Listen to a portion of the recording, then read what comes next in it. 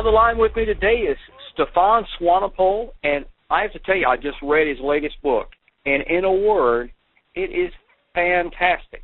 It is truly a pleasure to get to talk to you again. I know that many of our readers are going to love hearing from you. To a lot of us in the real estate community, the name Stefan Swanepoel, I mean to tell you, it's a household name. Everybody knows you. I mean, you speak at NAR, travel the country, you speak for boards of various board of realtors and state conventions, and written, a library of books. So, I mean, to a lot of folks, you are a household name, but to, again, a third of our industry is new every year. So to some people, they may not know you. So if you wouldn't mind, could you give us just a little bit of a background of what you're doing these days?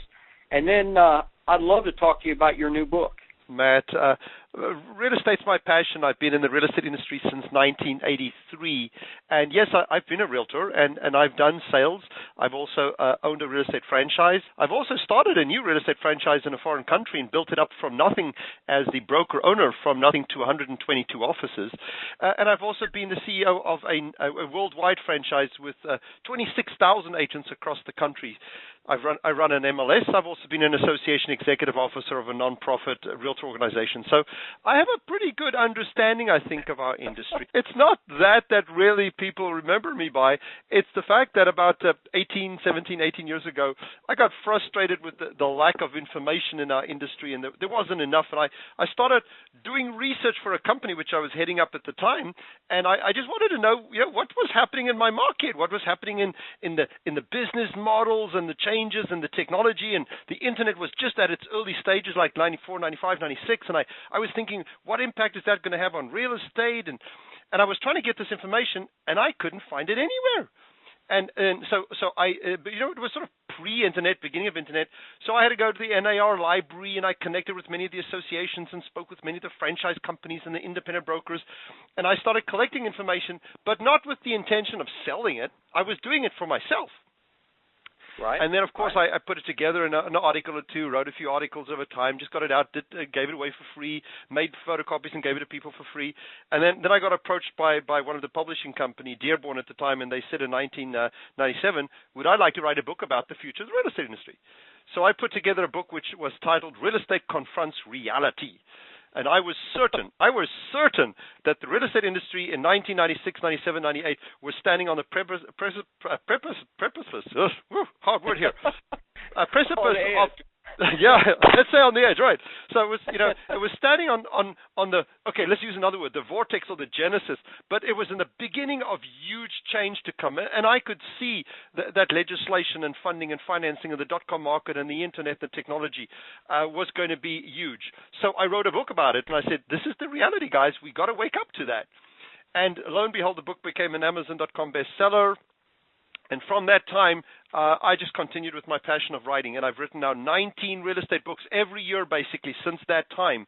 And the last 5 or 6, which you are aware of, is now called the Swanepoel Trends Report, and it is an annual 160-page analysis of the entire residential brokerage industry. We this year have expanded it internationally as well, but we cover basically the economy. We both look at residential as well as commercial. We look at what's happening to all of the important segments of the market. So we look at the social media part of the market. We look at mobile media. We look at international. We look at home ownership. We look at education. We look at training. We look at mergers and acquisitions. Anything that we believe is shaping and changing and influencing our lives. And this report, no advertising. This is not a commercial. This is not me trying to sell you any product. I don't belong to any real estate company at the moment. I don't own shares in any real estate company at the moment. I am the neutral voice of the industry. I'm not for NAR. I'm not against NAR. I'm not for RE/MAX or for Century 21 or against them. I'm here to try and see, can I get my hands around what is truly happening in our industry, and what is the objective? And of course, we're all a little subjective, but what is the most objective, neutral view I can take a look at anything and say, what's the trend? What's the strategy? What's the concept? What's the vision? What's the change? No, not who's the player. Once I've determined who's the strategy, I can then say, well, is there somebody who's doing it well? Well, let's talk about the brand new book, Surviving Your Serengeti. I mean, wow. I read it, and I have to tell you, for those listening in, I was privileged to get an advance copy. And I have to tell you, Stefan, it was awesome. Thank you. At the same time, I have to tell you, it was unlike any book that I've read before. It was, and I was expecting, a real estate book, and hey, I read all the time. I read a couple of books a week. To be completely different than I expected, to be outside of what I was used to reading, is really saying something. So my first question has got to be, how in the world did you get the idea for the book? Well, that's a huge, huge compliment coming from that. Is awesome. I appreciate that very, very, very much. And yes, you're right. It's not a real estate book. This has been my passion. I'm not writing this book to make money. Truly, I mean, this book sells at the moment for $12 on Amazon. I'm writing it because this is my hobby. I didn't play any golf in the last 4 years or any racquetball, and I didn't go on a lot of vacations. I wanted to write a book which had nothing to do with my work. My work and my life is real estate. That's what I've been tracking, trends and business trends for my entire life. So I love writing my trends report. Don't get me wrong, and I'll continue doing that. But that's work. It takes me, almost 1,000 hours every year to do the research for that. So I took my spare time, my free time, and I said, I love the passion of writing, but I don't want to write about my work. I want to write like fly fishing. People who love to go fly fishing or go hunting or hot air balloon riding. I said I want to write a book, but I want to write a cool book, a nice book, a book which anybody will read, a book which will apply to everybody. But because I'm a very structured person, I can't write Harry Potter, or I don't know, the vampire stories or Star Wars. I just don't think I have that imagination. I like to believe I'm an outside the box thinker, and I am very creative, but I can't write Harry Potter. It just would not be within me. So I went to my own shelf. I'm also fond of reading. So I went to my own shelf and I pulled down. I really have over 5,000 books, and I pulled down my 5,000 books and I said, is there a pattern? What do I read? And I looked at John Grisham books and I said, wow, that's great. But, I'm not an attorney. I can't write that. I looked at Stephen King. And as I went through my entire shelf, I came to the conclusion that the people I really liked, the people which I, by without thinking about it, put it to one side, it was Ken Blanchard. It was Spencer Johnson. It was Patrick Lencioni. It was Steve Farber. It was Andy Andrews. It was Bob Berg. It was Don Hudson. And when I looked at these books and I said, what do all of these books have in common? And the majority of them, not all of them, but they're all kind of business fable books. Some people call them business narratives, metaphors, but basically it's a business fable genre, which I'm not sure who started it. Some people say Ken Blanchard probably started it in the early 80s with the 1 Minute Manager, and then, of course, Spencer Johnson's Who Moved Your Cheese in 1998 is the most well-known one, most likely. And I looked at them and I said, yes, I like these books. This is the style that I can write. This is the style I relate to. This is me. But then I looked at these books and I said, whoever came up with this genre of business fable, I think was brilliant, and they are brilliant. But the fables have been very much stuck into a certain kind of a style the last couple of years. And there's a lot of repetition in some of those books, not all of them. And some of the stories are a little bit thin, and they are successful. And I said, wow, can't I take a Celestine Prophecy or a John Grisham book? Can I take a story? Can I take a good, solid story? Don't make it too hard, but can I take a good, solid story? But the story has got to have a message. It has to have purpose and meaning, hence my business background. So I started writing about a business fable. I said, what are the principles in life that hold me together? What are the things that guide me? What are those 10, 20, 30 things that whether you're a believer or not a believer, whether you're a hardworking person or a dedicated person, educated person, not educated person, whether you had the benefits of your parents raising you or you were raised by other loved ones, you have within your fiber, you have certain compass, a moral compass or a skills compass or a talent compass that allows you to take certain decisions. And I have that, of course, as well, and very strongly so in me. There are certain things which I just absolutely unconditionally believe in. And I started jotting them down. And I looked at these things and I said, well, I believe one needs to be inspired. I believe you have to be energetic your whole life. I believe you have to be grateful. I do believe in God. I do believe you have to be efficient. I do believe you have to have plans. I do believe you have to be strategic with things. I do think you have to be efficient. I think you should be enterprising. I think you should be able to take a risk. I think you should be a good communicator. And I started jotting all these things down. And I said, wow, if I read some of the other books, Gung Ho or The Present or Who Moved Your Cheese, there was usually one or two messages they were trying to get across. I said, would it be possible for the first time to actually try and get across maybe 4 or 5 or 6 or 7 messages into this book? But that would have to make the book, this fable would have to have more body. It couldn't just be a very one-dimensional fable. This metaphor had to really be of epic proportions. To be able to carry 5 or 6 or 7 messages in it, it had to be a really big story. So I went hunting for a big story, and it took me 2 years. I mean, I discarded many ideas when I looked at this, and I said, this is too weak. Although I've been on many safaris in my life, my parents were in the diplomatic corps, so I had the privilege of traveling around a lot of my youth, and I lived in Africa for about 25 years, and during that stay, we went on many African safaris, and when I went back again, I said, listen, I think that the Serengeti migration, that epic size of the largest concentration of wildlife on the planet, the largest amount of mammals moving, that awe-inspiring beauty. The Serengeti has got the elephant, which is the largest mammal on the planet. We don't have those in the States. It's got the cheetah, the fastest animal on the planet. We don't have that in the States. It has crocodiles, which make our alligators look small. And when I saw it through different eyes, I said, wow, I think nature is trying to give me a message here. And what a better place than to go to nature, because that's God's creation. What a wonderful place to go to.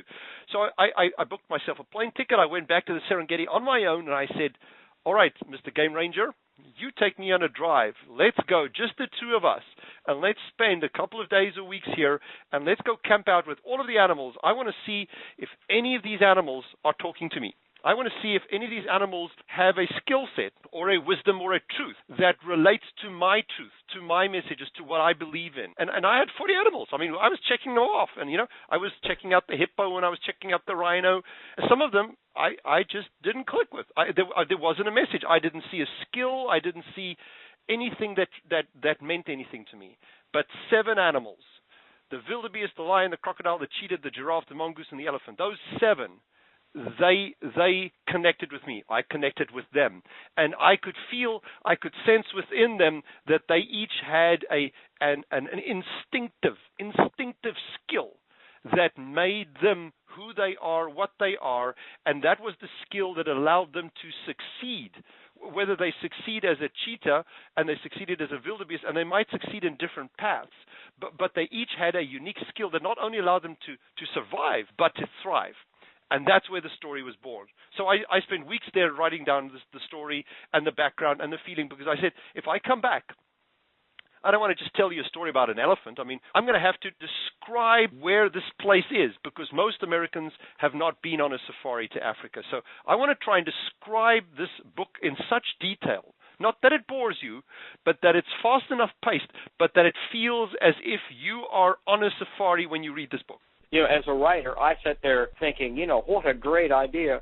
Now, I love that you chose the business fable type of format, like a parable. Listen, Jesus taught in parables. Why? Yeah. Because it sticks, okay? And I love that you chose that particular, I guess you would say, writing format to put this book out there. I've read several.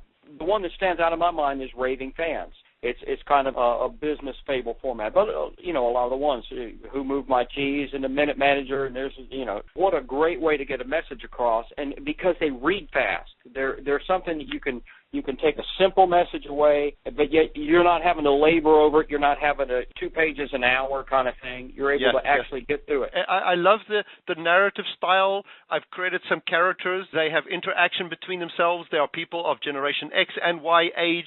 There are baby boomers, which are the 2 lead characters, because I'm a baby boomer. There are some silent generation. There are married couples there. There are people which have work. There are people that have lost their work. There are people that are struggling. There are teachers. There are people that are independent salespeople. There's There's actually a real estate agent in the final book as well. There's engineers. So there are different characters. They each have a different persona, and they each go through this experience, this safari in Africa in a different way. And it becomes a safari not only of animals and a photo safari, of course, but it becomes a safari of self-discovery.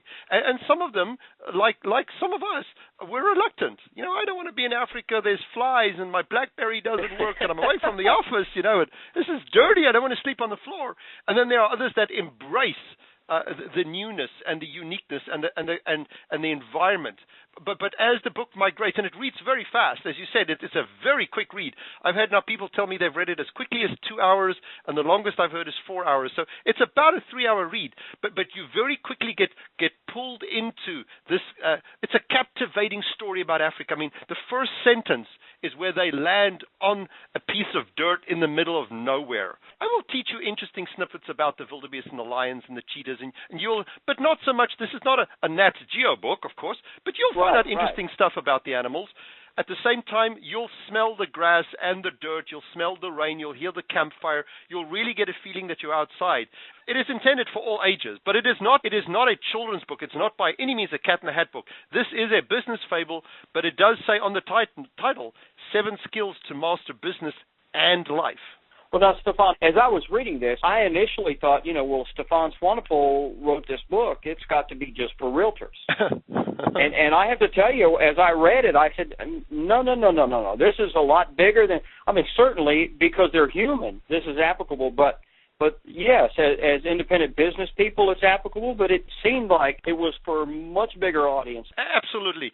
There are 2 characters in the book that are real estate agents, but yes, you're right. It is not about real estate. It is about life. It is about the life you and I live. It is that you can survive and that you can thrive. And I know the economy's tough, and many of the people which you've just described, mortgage people and title and escrow and real estate people, we're having a tough time in the real estate market. This book will give them hope. This book will tell you that there are answers in life. We all have a bunch of untapped skills. And this book, because of the what animal am I kind of style which it's been written in, and we also have a quiz, what animal am I, which you can go and take it at whatanimalami.com. How easy is that, right? It's a 3-minute quiz. It's not intended to be a Myers-Briggs or a DISC analysis. This is not a Harvard University study. This is a fun 3-minute way for you to quickly go take a quiz, find out, and come back and say, wow, I'm a crocodile. And then we'll email you and tell you what are the skills and characteristics of a kind of a crocodile, how does that apply to human life, and what could you do to be a better person by maximizing the skill of a crocodile, which happens to be enterprising. And at this point in time, 28%, it's the single most of all of the people who've taken the test, which is over 6,000 people, 28% of people are enterprising crocodiles. And it is most likely because I think a large chunk of the people that have taken the test are actually real estate agents, because that's my base, that's your friends and my friends. So many, many agents are enterprising crocodiles. As I was reading it, I know on the cover it talks about this being a business book. And obviously there are a lot of things in the book that apply to business. But it seems to me that it's much bigger than that. The business book category comes really from the publishing kind of world. They need to catalog a book into a specific category. And when I told them about the book, their first response was, well, Stefan, you can't write a book for everybody. Every Tom, Dick, and Harry, whoever wants to write a book, thinks that they're writing the best next book for the entire world, and it's going to be the book which everybody's going to read for all people in all ages. So you're taught at every school, at every class, and every publisher, and every literary agent tells you, pick a category. And I didn't know which category to pick. And because my trends writing, although it is about real estate, it is really about the business of real estate. And in my trends book, I talk about how you manage a business, how you are more successful with your business, how you use technology to succeed in business, how you should plan and be strategic in business. And because I come from a business background, I've been a CEO of a company 7 different times, I felt that, well, business probably makes the most sense. So it is initially being labeled. That's where you will find it on the bookshelf. I mean, you're not going to find it under the travel channel. You're not going to find it under animals. You'll find it under the business section. But you're right. It's much more than a business book. It is not intended as a business book. Well, now, in Serengeti, you talk about 7, I guess you would call it skill sets, or maybe some people might refer to it as giftings, and you liken each one, as you've already alluded to a different animal. Explain that a little bit. What do you mean by 7 skills? good question, Matt. Good question. One we struggled with a lot when we were writing the book. Should we call them gifts, or should we call them truths, or wisdoms, or is it strengths? And we were trying to struggle. And in the end, we decided on skill for many reasons. One is that I can spell the word. Two is that every animal has a specific skill which it has that makes it unique. Whether it is the cheetah, the way it's built, the way it breathes, the way it runs, the way it uses its tail to balance itself, the fact that it can accelerate up to 75 miles an hour and chase down an antelope and take it down, that is a very clear, distinct skill. Now, yes, it was built in a certain way. Its body and its lungs is constructed in a specific way. But at the end of the day, he has to breathe correctly. He has to pace himself correctly. And he can't keep on doing this for hours and hours and hours. He can only do it for short bursts of time. And after that, he has to rest, because otherwise he will completely burn himself out. He has to efficiently use his breathing capacity, his lung capacity. He has to efficiently use the way he steps and how far he steps and how wide his steps are. Everything he does is like a well-oiled machine. That is probably the most effective and most efficient animal you will ever see. So when I looked at that animal and I saw him day after day take down just about every animal he wanted to take down because of his efficiency, it was that which I said, he's got a skill. Now, in his world, skill is running fast. In our world, skill is not necessarily running fast. There's nothing wrong in running fast. Many companies which are first to market do win, but it's not being necessarily first to market, but it is being effective and efficient. If you and I can use the resources we have, whether it's the money or the time or the friends or the capital, if we use everything we have efficiently and effectively, you and I both will agree that almost everybody will be more successful if you are efficient and effective. Right. So absolutely. I said to myself, there is a skill, and the cheetah is merely the embodiment of that message. You and I both already know that we should be efficient and effective, but we forget. We forget about these things, and maybe instinctively you have that. If I were to pick you up, Matt, you and I get on a hot air balloon ride here, and we go to the Serengeti, and we get dumped there in the Serengeti on our own, I'm going to have to depend on you. You're going to have to depend on me. What is your number one strength? What is the instinctive skill that Matt has that we can use? Is it that you'll never give up? Are you just a very tenacious person? You're a committed person, or are you like a lion? You're strategic. You're going to sit down and say, Stefan, let's sit down on the ground here. Let's map out. Let's think, what are we going to do tonight for shelter? Or are you going to be the guy who's going to take a risk and say, let's jump in the river. I have no idea where it's going to go. I don't know if there's crocodiles, but let's put this together and we're going to go downriver and see what we're going to do. Or are you going to say, we've got to communicate. Let's make a brush fire or a fire here, or let's get some drums, or let's hit some sound.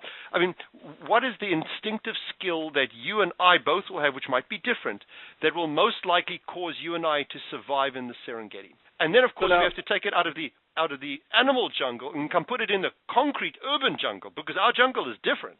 I know that. Right. Well, that's where I was going. Now, of these different 7 skills, is the message of the book that we're to develop the different ones that maybe we don't have as strongly? Oh, there's no question that I think every human being should always try and improve any skill which they have to be better.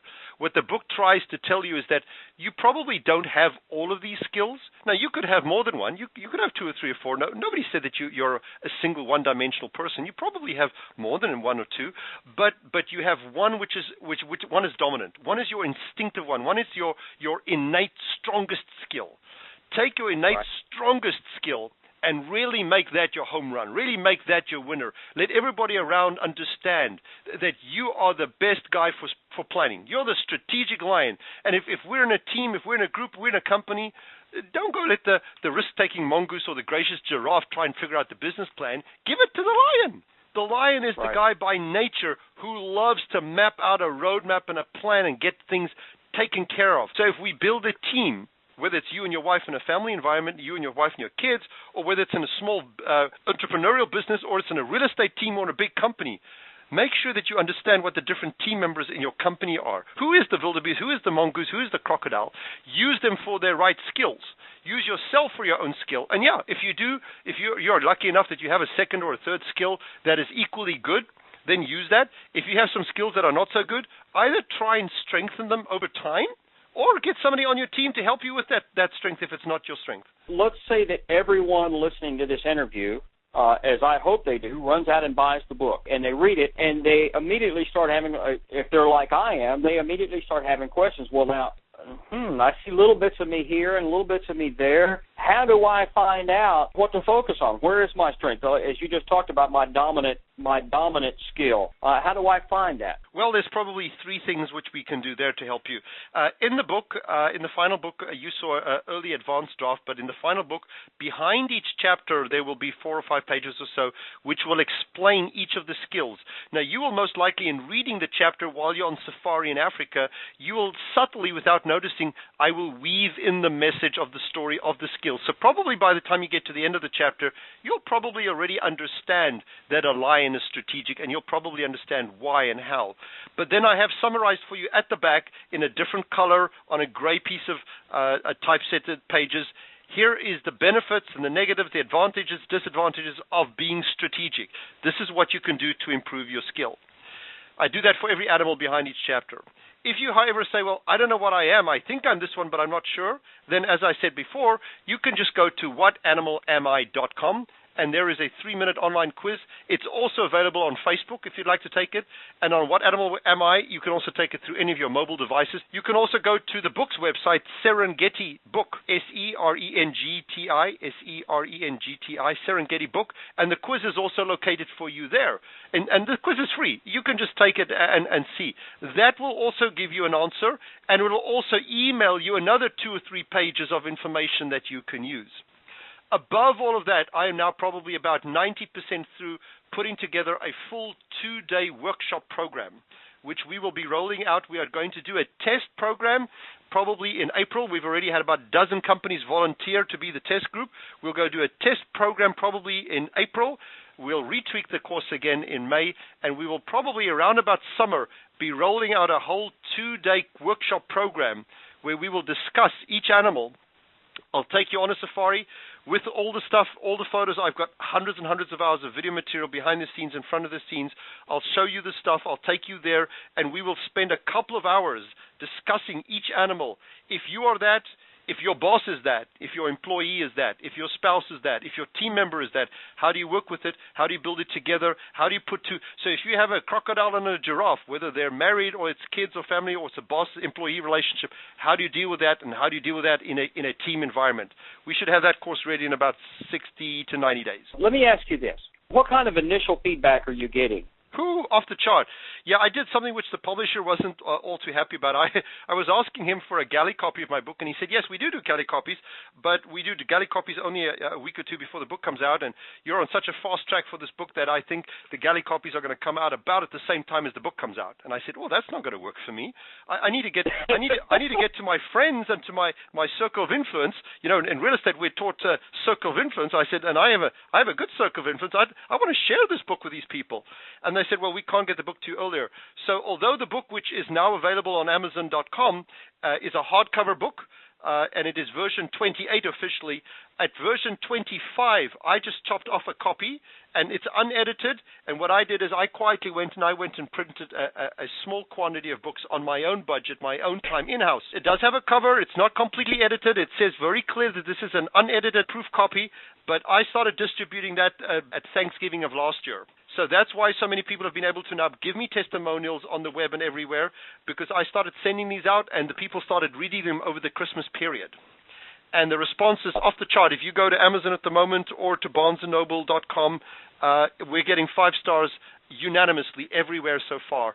I'm sure somebody's going to be a difficult guy and give me a less star, but at this point in time, the response has been very positive, and I'm very humbled and grateful for that. And I've got 2 questions that I know everyone listening is going to be dying to know. When is the book going to be released, and how do we get a copy?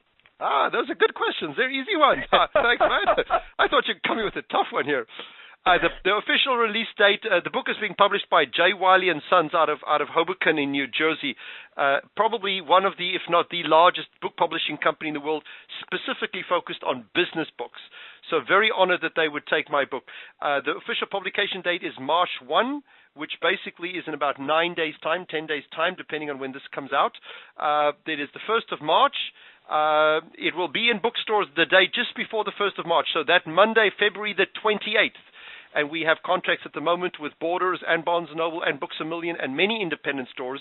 I would please ask you guys to rush into, I think the guy who's placed the biggest order is Barnes & Noble. They will be carrying it through every single store. They told me that every single store will carry it in the country. So just like a movie coming out, when a new movie comes out, it's that first weekend which creates the buzz.